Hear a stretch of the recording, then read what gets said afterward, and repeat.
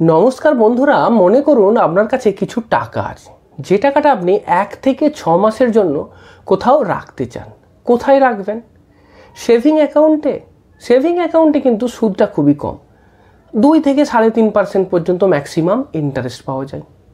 Fixed deposit একটা ভালো option, কিন্তু মুশকিল হলো যে ফিক্সড ডিপোজিটে কিন্তু আপনার টাকাটা লক হয়ে গেল। 6 মাস বা 3 মাস যে টেনিওরের জন্যই রাখুন না কেন, ততদিন পর্যন্ত আপনাকে রাখতে হবে। আর তার আগে যদি টাকা তুলতে চান, সেক্ষেত্রে প্রিম্যাচিওর পেনাল্টি দিতে হবে, সেটাও একটা সমস্যা।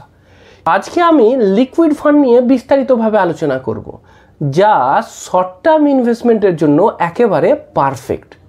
সবার প্রথমে আসি লিকুইড ফান্ড কি। দেখুন, লিকুইড ফান্ড হচ্ছে একটা ডেট ক্যাটাগরির ফান্ড।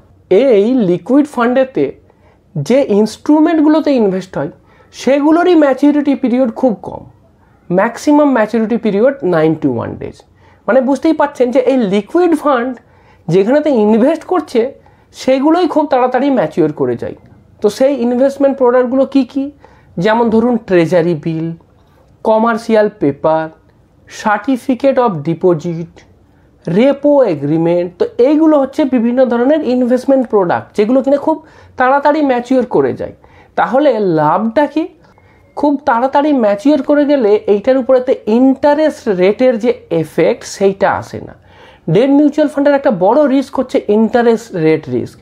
ইন্টারেস্ট রেট যখনই বেড়ে যায়, তখনই কিন্তু বন্ডের ভ্যালু কমে যাবে এবং আপনার ডেট ক্যাটাগরির মিউচুয়াল ফান্ডের এনএভি কমে যাবে।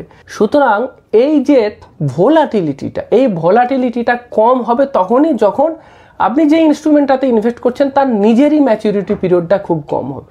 আর এই কারণের জন্যই লিকুইড ফান্ডের ক্ষেত্রে ভোলাটিলিটিটা খুবই কম, আর এক্ষেত্রে লিকুইডিটিটাও খুব বেশি। কারণ আমি বললামই যে ইনস্ট্রুমেন্টগুলোতে ইনভেস্ট করছি, সেটাই 91 দিনের মধ্যে ম্যাচিওর করে যাচ্ছে, আর ক্রেডিট রিস্কও কম। এরপরের যে প্রশ্নটা খুব ইম্পর্টেন্ট, সেটা হচ্ছে যে এই লিকুইড ফান্ডেতে কখন টাকা রাখা যেতে পারে, বা কোন কোন ধরনের টাকা আমি এই লিকুইড ফান্ডেতে রাখতে পারি। প্রথম যেটা, সেটা হচ্ছে এমার্জেন্সি ফান্ডের টাকা। এমার্জেন্সি ফান্ডের টাকা আপনি লিকুইড ফান্ডেতে রাখতে পারেন, কারণ একদিন পরেতেই আপনি টাকা তুলতে পারবেন। আপনার বিজনেস পারপাসেতে টাকাটা 2-1 দিনের জন্য পার্কিং করতে হবে, সেক্ষেত্রে আপনি এখানে টাকা রাখতে পারেন।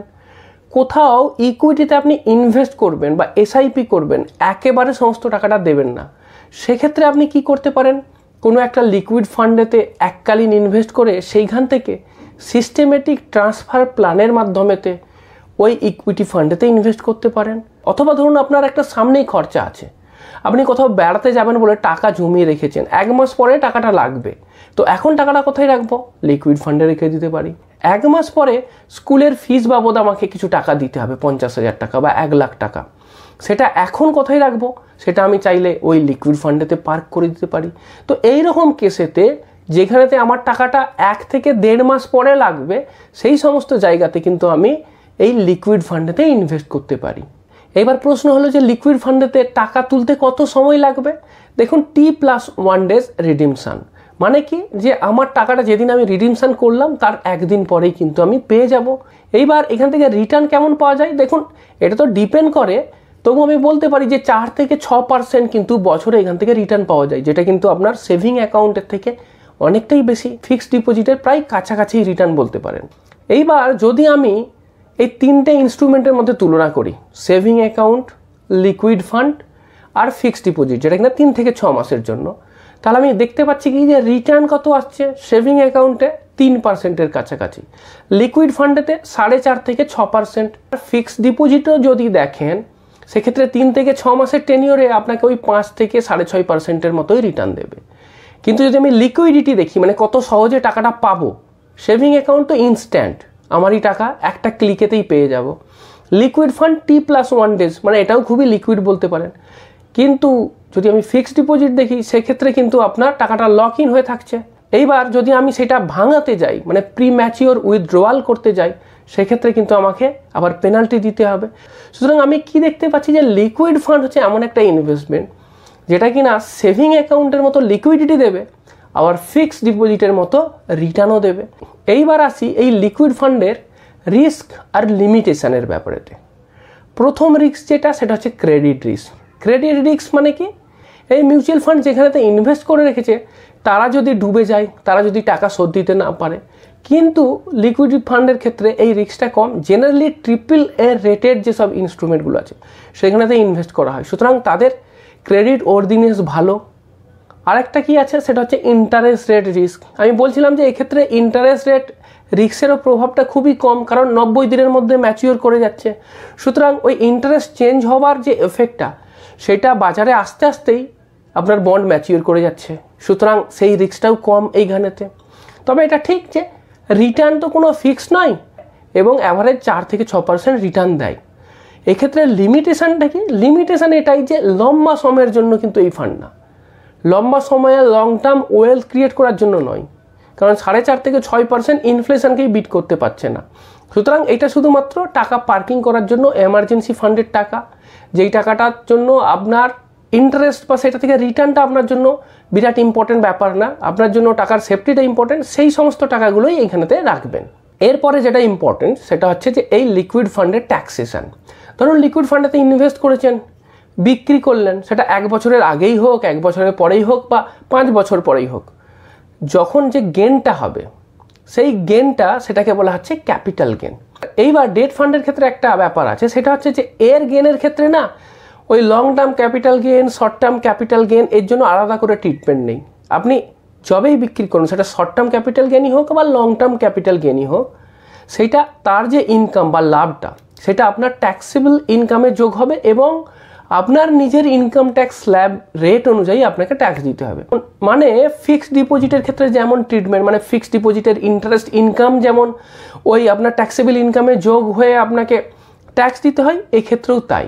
তার মানে আপনার ইনকাম যদি ট্যাক্সেবল ইনকাম হয় তাহলে স্ল্যাব রেট অনুযায়ী এক্ষেত্রে আপনাকে ট্যাক্স দিতে হচ্ছে। আপনার ইনকাম যদি ট্যাক্সেবল ইনকাম না হয় তাহলে আপনাকে ট্যাক্স দিতে হবে না। এইবার আরেকটা জিনিস অনেকেই জানতে চান, সেটা হচ্ছে এক্সিট লোড। মানে ধরুন আমি এই লিকুইড ফান্ডেতে ইনভেস্ট করলাম, কতদিন পর থেকে বিক্রি করলে আলাদা করে আমাকে পেনাল্টি দিতে হবে না। এক্সিট লোড মানে হচ্ছে পেনাল্টি, মানে টাকাটা জমা করার পরেতে একটা নির্দিষ্ট দিন পর্যন্ত আপনাকে ওয়েট করতে হবে, তার আগে বিক্রি করে দিলে আপনাকে পেনাল্টি দিতে হয়, সেটা হচ্ছে এক্সিট লোড বলে। তো লিকুইড ফান্ডের ক্ষেত্রে এক্সিট লোডটা 7 দিন পর থেকেই মুকুব, মানে 7 দিন বা তার বেশি সময় পরে যদি আপনি ওখান থেকে টাকা তোলেন তাহলে আপনাকে এক্সিট লোড দিতে হবে না। যদি 7 দিনেরও আগে টাকা তোলেন তাহলে একটা মাইনর অ্যামাউন্ট আপনাকে এক্সিট লোড দিতে হয়। তাহলে আপনার কাছে ক্লিয়ার হয়ে গেল, 7 দিন পর যদি টাকা তুলি তাহলে এক্সিট লোড বা কোনো ধরনের পেনাল্টি দেওয়ারও প্রশ্ন আসছে না। এইবার প্রশ্ন হলো যে এই লিকুইড ফান্ডেতে কিভাবে ইনভেস্ট করব। দেখুন, আপনি যে ফান্ডেতে ইনভেস্ট করতে চান তাদের ওয়েবসাইটেতে গিয়ে ইনভেস্ট করতে পারেন। বর্তমান যুগেতে খুব পপুলার কিছু ট্রাস্টেড প্ল্যাটফর্ম আছে অনলাইন, যেমন ধরুন জিরোধা, গ্রো, ইটি মানি, এইগুলোর সাহায্যেতেও আপনি ইনভেস্ট করতে পারেন। এইবার যখন আপনি লিকুইড ফান্ড চুজ করবেন কী কী জিনিস দেখবেন। দেখুন লিকুইড ফান্ডের ক্ষেত্রে কিন্তু এদের রিটার্নটা যদি দেখেন সবারই একই রকম, একদম অল্পই তফাৎ, রিটার্নের কিচ্ছু ফারাক নেই বলা যেতে পারে। সুতরাং যেটা দেখতে হবে, কী কী জিনিস দেখব, হাই AUM মানে অ্যাসেট আন্ডার ম্যানেজমেন্ট যদি বেশি হয়, বেশি টাকা যদি ফান্ডের হাতে থাকে বা তারা যদি বেশি ক্যাপিটাল পরিচালনা করে সেটা আমাদের জন্য ভালো। তাহলে AUM সাইজটা যদি 5000 বা তার বেশি হয় তাহলে কি হবে, তার লিকুইডিটিটা বেশি থাকবে, তাড়াতাড়ি আমাদের টাকা দিতে পারবে, তো সেইটা হলে ভালো হয়। এক্সপেন্স রেশিওটা যত কম হবে ততই ভালো, রিটার্ন তো এমনিতেই কম, তারপরে যদি এক্সপেন্স রেশিও খেয়ে নেয় তাহলে তো অনেকটাই টাকা কমে যাবে। তো আমি চাইবো যে লো এক্সপেন্স রেশিও যেন হয়।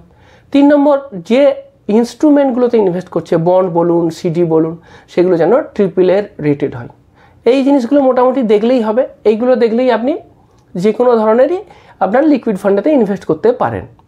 সবশেষে আসি কিছু ভালো লিকুইড ফান্ডের উদাহরণেতে। দেখুন লিকুইড ফান্ডের ক্ষেত্রে সবাই একই ধরনের রিটার্ন দেয়, যেটা আপনাকে বলেইছি। তবু যদি আপনি জানতে চান তাহলে আপনাকে উদাহরণ হিসেবে বলতে পারি Axis liquid fund, Aditya Birla Sun Life liquid fund, SBI liquid fund, এডেলওয়াইজ liquid fund. এই ফান্ডগুলো কিন্তু লিকুইড ফান্ডের মধ্যে আপনি কনসিডার করতে পারেন।